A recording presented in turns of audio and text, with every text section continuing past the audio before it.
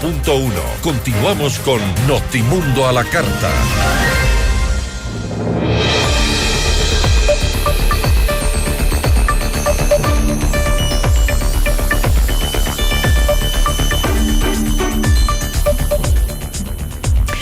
Seguimos con nuestra segunda entrevista del día. Vamos a hablar de los incendios forestales que volvieron a encender las alertas en Quito mientras la ciudad está entrando en los meses de mayor riesgo. Las emergencias ya se multiplican y las autoridades pues advierten que detrás de buena parte de estos siniestros sigue estando las quemas ilegales de vegetación y de desechos. Una práctica que es prohibida, que no solo destruye cientos de hectáreas, sino que pone en peligro viviendas, vidas humanas y ecosistemas enteros. ¿Está Quito preparado para enfrentar una nueva temporada crítica? Lo conversamos.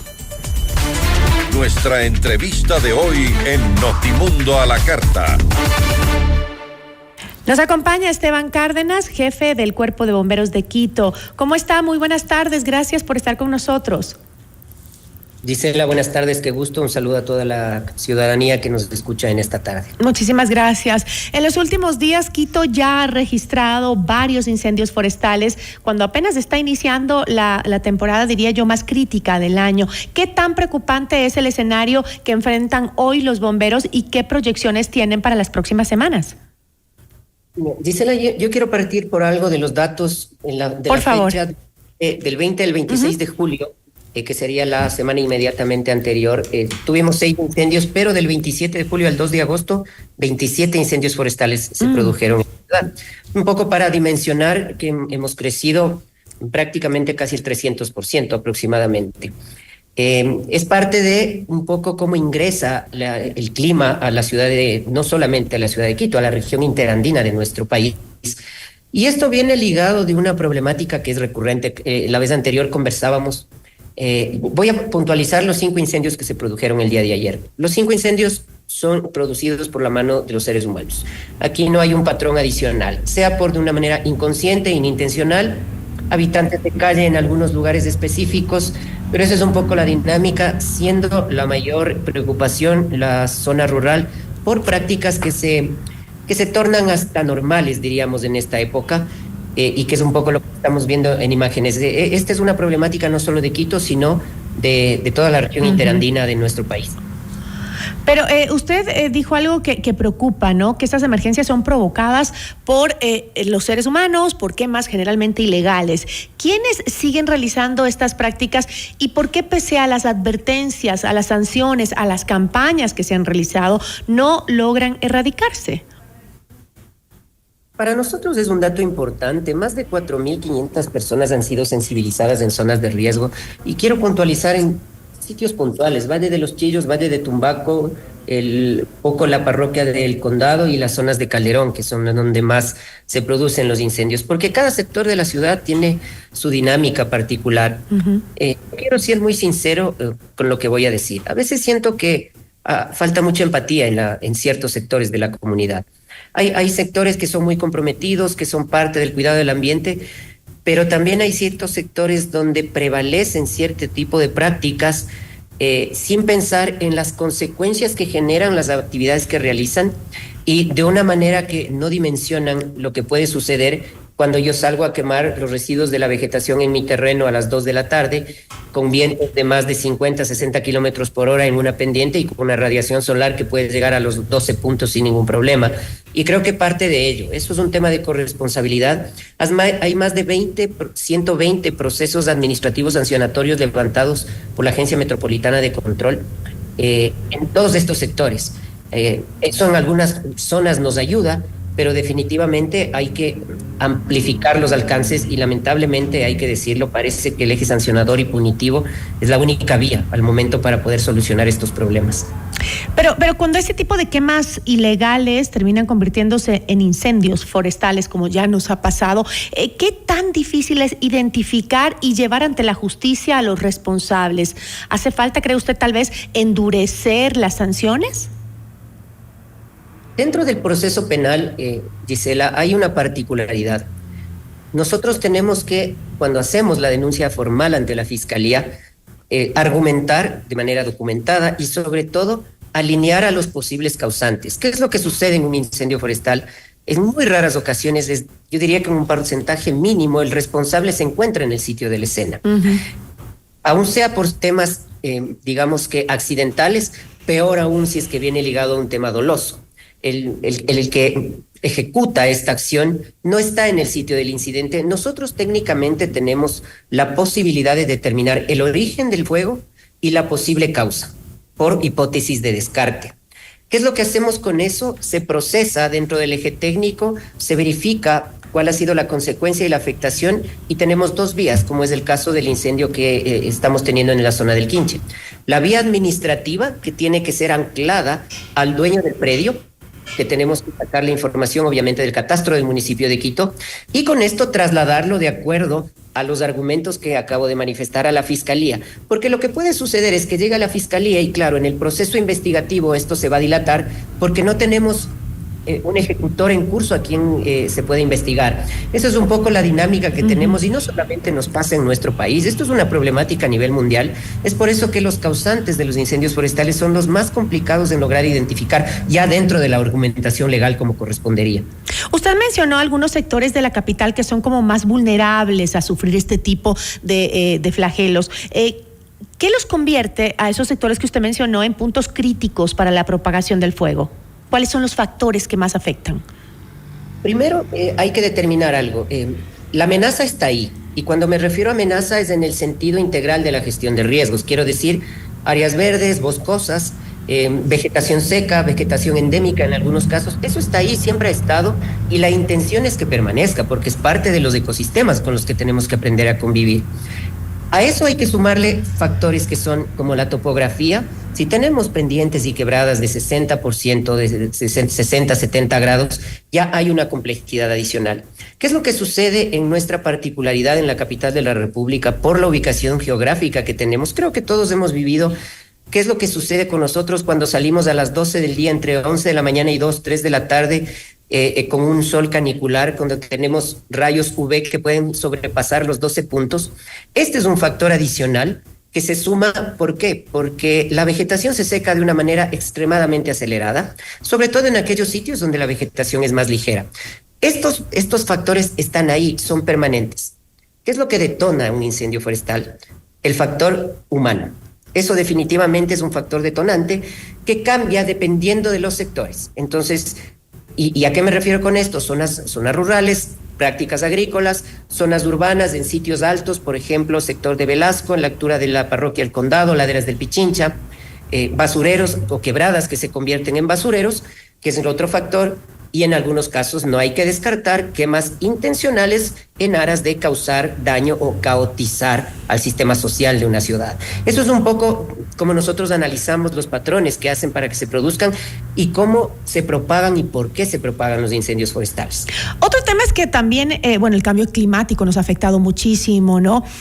Ahora los veranos son mucho más cálidos, mucho más intensos y fuertes, pero, por ejemplo, como ya sabemos que en esta época viene este calor, el sol intenso, los vientos que también propagan las llamas muchísimo, pero no existe la posibilidad de por lo menos en las zonas pobladas, ¿no? Porque no estoy hablando de las montañas que tienen difícil acceso y demás, pero en las zonas más pobladas que tienen tanta vegetación que se convierte en pajonales, porque al final se seca tanto que recuerdo yo la vez del incendio forestal, la tierra estaba tan seca por la falta de lluvias que propagó fácilmente el fuego. ¿No existe la forma de, por lo menos en las zonas más pobladas, que existan sistemas de riego que ponga la municipalidad para no permitir que esas áreas se sequen tanto?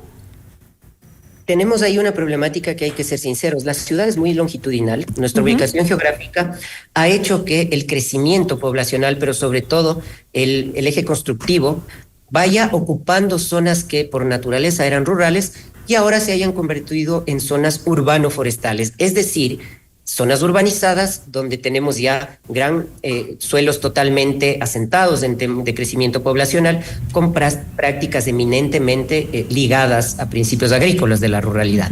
Ese es un factor. Al ser tan longitudinal la ciudad, hay que tener en cuenta algo. El porcentaje de área verde de Quito está sobre el 50%. Intentar establecer un proceso de riego Básicamente, técnicamente es imposible porque se necesitarían fuentes de agua, inversiones extremadamente grandes. Y al final del día, cuando tenemos este tipo de clima, diría yo, en la ciudad, como hablé de los rayos UV, por ejemplo, la estación tiene la capacidad de secarse mucho más rápido de lo que nosotros podemos tener la capacidad de humedecer, como funcionan, por ejemplo, actividades agrícolas que nosotros vemos cuando salimos de la ciudad, donde tengo rociadores permanentemente regando. Al final del día terminan siendo ineficientes y seguramente la inversión no va a representar el beneficio que yo pueda obtener. Lo que hay que trabajar son en dos ejes. Lo primero, hay que trabajar en la conciencia ciudadana, me parece que es fundamental, entendiendo que el cambio climático que nosotros vivimos no se debe a los incendios forestales. Los incendios forestales siempre han existido. Desde que nosotros estamos 3 décadas en esto, siempre han existido los incendios forestales por la misma causa en sectores similares. Lo que ha cambiado debido al cambio climático es la forma como se propagan los incendios en la actualidad.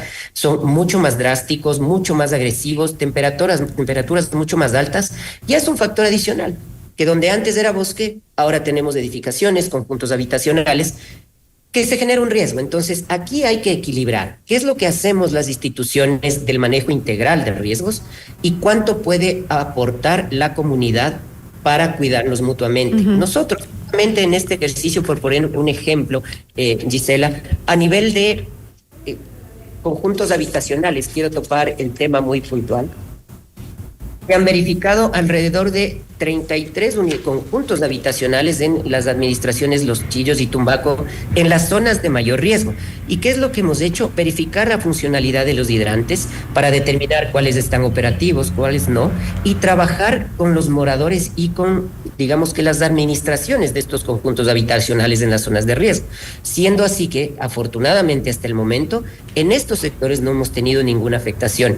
Entonces, ¿se puede trabajar? Por supuesto que se puede trabajar, pero claro, las consecuencias de la propagación de estos fuegos, como se produce en el incendio del Quinche, debido a las condiciones que hemos hablado, a veces pueden contaminar zonas urbanizadas que ya salen de control dentro de un proceso técnico que nosotros podríamos realizar. Pero Esteban, después de los grandes incendios que vivió la ciudad en los años anteriores, se anunciaron nuevas estrategias de prevención. ¿Se hizo realmente un cambio? ¿Se generó un cambio? ¿Aprendimos de esas lecciones y hoy podemos enfrentar mejor las emergencias? Yo solo quiero puntualizar un ejemplo que me parece que vale la pena traerlo a colación. Nosotros tenemos un proyecto que se lo está realizando con la empresa privada, que es también importante resaltar el apoyo que hemos tenido de la empresa privada para la instalación de gabinetes contra incendios forestales, que es básicamente lo que tenemos de un gabinete contra incendios en un edificio, la idea trasladada en un hidrante en ciertos sectores. Y voy a detallar los 10 gabinetes que hemos entregado hasta el momento a raíz de los incendios del 2024.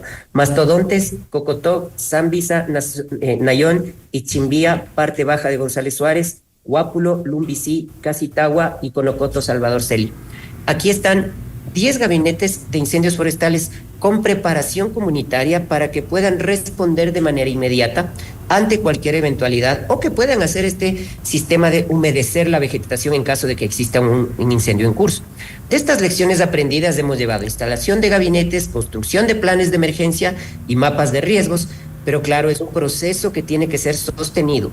En algún momento conversábamos, Gisela, los procesos tienen que ser sostenidos. Si hay una idea que está dando resultados, que compromete a la comunidad, pues se la tiene que sostener en el tiempo para que pueda ser productiva. Es que también entiendo que para enfrentarnos bien a estos problemas hay que aplicar estrategias desde todos los ámbitos, porque, por ejemplo, en el Valle de los Chillos nos cuentan que han crecido el número de construcciones de una manera alarmante y el tráfico cada vez es más denso. Si hay un problema de un incendio en este sector, que es uno de los de riesgo, me imagino por la cantidad de no solo población, sino también áreas verdes que tiene, ¿podría en cuánto tiempo llegar la ayuda hacia esos sectores con el tráfico que se genera en esas zonas?